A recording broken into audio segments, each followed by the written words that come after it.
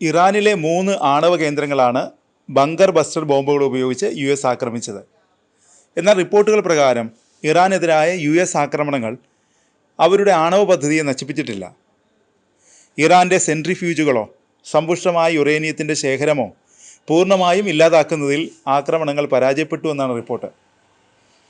US ആക്രമണങ്ങൾ ചില ആണവ കേന്ദ്രങ്ങളുടെ പ്രവേശന കവാടങ്ങളെ തകർത്തെങ്കിലും ഭൂഗർഭ കെട്ടിടങ്ങൾ നശിപ്പിക്കാൻ സാധിച്ചിട്ടില്ല. ആക്രമണങ്ങൾ ഇറാൻ്റെ ആണവ പദ്ധതിയെ ഏതാനും മാസങ്ങൾ പിന്നോട്ട് നയിച്ചതായി റിപ്പോർട്ടുണ്ട്. പ്രതിരോധ ഇൻ്റലിജൻസ് ഏജൻസിയുടെ വിലയിരുത്തലിനെ അടിസ്ഥാനമാക്കിയുള്ളതാണ് ഈ റിപ്പോർട്ട്. എന്നാൽ ഇറാനിലെ ആണവ കേന്ദ്രങ്ങൾ പൂർണ്ണമായും നശിപ്പിക്കപ്പെട്ടുവെന്ന് US പ്രസിഡന്റ് ഡൊണാൾഡ് ട്രംപ് ആവർത്തിച്ചു. റിപ്പോർട്ടുകളെ ട്രംപ് നിഷേധിച്ചു. US സൈനിക ആക്രമണങ്ങളെ തള്ളിക്കളയാനുള്ള ശ്രമമായാണ് ട്രംപ് റിപ്പോർട്ടുകളെ വിശേഷിപ്പിച്ചത്. ഫോദോ, നദാൻസ്, ഇസ്ഫഹാൻ എന്നീ ഇറാൻ്റെ സുപ്രധാന ആണവ സമ്പുഷ്ടീകരണ കേന്ദ്രങ്ങൾ സമ്പൂർണ്ണമായി നശിപ്പിക്കുകയും തുടച്ചു മാറ്റുകയും ചെയ്തെന്നാണ് ട്രംപ് ആക്രമണത്തിന് ശേഷം പ്രഖ്യാപിച്ചത്. US ബോംബാക്രമണത്തിന് ശേഷമുള്ള ഫോർദോ ആണവ നിലയത്തിൻ്റെ സാറ്റലൈറ്റ് ദൃശ്യങ്ങൾ പുറത്തു വന്നു. ആക്രമണത്തിൽ ഫോർദോയുടെ ഭൂഗർഭ സംവിധാനങ്ങൾക്കും കെട്ടിടങ്ങൾക്കും കാര്യമായ നാശനഷ്ടം സംഭവിച്ചിട്ടില്ലെന്നാണ് റിപ്പോർട്ട്. ആക്രമണത്തിന് വളരെ മുമ്പ് തന്നെ സമ്പുഷ്ടീകരിക്കപ്പെട്ട യുറേനിയം മറ്റൊരു രഹസ്യ സ്ഥലത്തേക്ക് മാറ്റിയെന്ന റിപ്പോർട്ടുകളുണ്ട്.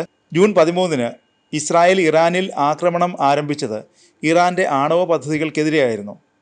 എന്നാൽ ഇറാൻ്റെ ആണവ കേന്ദ്രങ്ങൾ തകർക്കാൻ ഇസ്രായേലിന് സാധിച്ചില്ല. തുടർന്നാണ് US ബങ്കർ ബസ്റ്റർ ബോംബുകൾ ഉപയോഗിച്ച് 3 ആണവ കേന്ദ്രങ്ങളിൽ ആക്രമണം നടത്തിയത്. എന്നാൽ ഇറാൻ്റെ വ്യോമാതിർത്തി കടന്ന് യുദ്ധവിമാനങ്ങൾ നടത്തിയ ആക്രമണത്തിൽ പോലും നദാൻസ് ഉൾപ്പെടെയുള്ള ഭൗമോപരിതലത്തിലുള്ള ആണവ കേന്ദ്രങ്ങൾ പോലും പൂർണ്ണമായി നശിപ്പിക്കാൻ ഇസ്രായേലിന് കഴിഞ്ഞില്ല. ഫോർദോ ലക്ഷ്യമാക്കി പലതവണ മിസൈലുകൾ അയച്ചിട്ടും നിലയത്തെ നശിപ്പിക്കാൻ കഴിഞ്ഞില്ല. ഇതോടെയാണ് US ബങ്കർ ബസ്റ്റർ ബോംബുകൾ ഉപയോഗിച്ച് ആക്രമണം നടത്തിയത്. ഇറാൻ ആണവായുധം വികസിപ്പിക്കുന്നതിന് തൊട്ടടുത്താണെന്ന ഇസ്രായേലിൻ്റെ മുന്നറിയിപ്പിനെ തുടർന്നാണ് US ഇടപെട്ടതെന്നാണ് റിപ്പോർട്ടുകൾ പറയുന്നത്. ജൂൺ 22 പുലർച്ചെയായിരുന്നു USൻ്റെ ശക്തമായ ആക്രമണം. 7 B-2 സ്റ്റെൽത്ത് ബോംബറുകൾ ഉൾപ്പെടെ 125 യുദ്ധവിമാനങ്ങളാണ് ഓപ്പറേഷനിൽ പങ്കെടുത്തത്.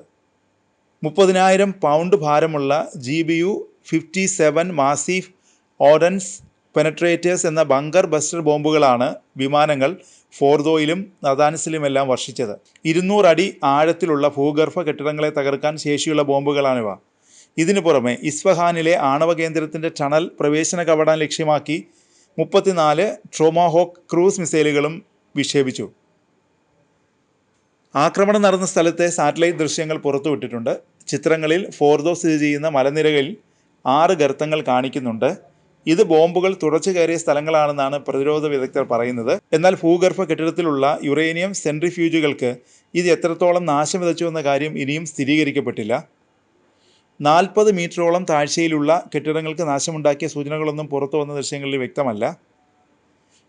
പുറത്തെ വൈദ്യുതി ബന്ധം വിച്ഛേദിച്ചതൊഴിച്ച് ആണവ നിലയത്തിൽ കാര്യമായൊരു കേടുപാടുമില്ലെന്ന് ഇറാൻ വൃത്തങ്ങൾ അവകാശപ്പെടുകയും ചെയ്യുന്നുണ്ട്. അതേസമയം നദാൻസിലെ പൈലറ്റ് ഫ്യൂവൽ എൻറിച്ച്മെൻറ്റ് പ്ലാന്റ് പൂർണ്ണമായും തകർന്നതായാണ് ചില അന്താരാഷ്ട്ര മാധ്യമങ്ങൾ റിപ്പോർട്ട് ചെയ്യുന്നത്. ഇവിടുത്തെ വൈദ്യുതി ബന്ധം തകർന്നതിനെ തുടർന്ന് 15,000-ഓളം സെൻട്രിഫ്യൂജുകൾ നശിച്ചതായി അന്താരാഷ്ട്ര ആണവോർജ്ജ ഏജൻസി സൂചിപ്പിക്കുന്നുണ്ട്. എന്നാൽ ഫോർദോയിലെ നാശം വളരെ പരിമിതമാണെന്നാണ് IAEA സൂചിപ്പിക്കുന്നത്. ആക്രമണം ഇറാൻ്റെ ആണവ പദ്ധതിയെ താൽക്കാലികമായി തടസ്സപ്പെടുത്തിയെങ്കിലും പദ്ധതി പൂർണ്ണമായും തകർത്തിട്ടില്ലെന്നാണ് വിദഗ്ധരുടെ വിലയിരുത്തൽ.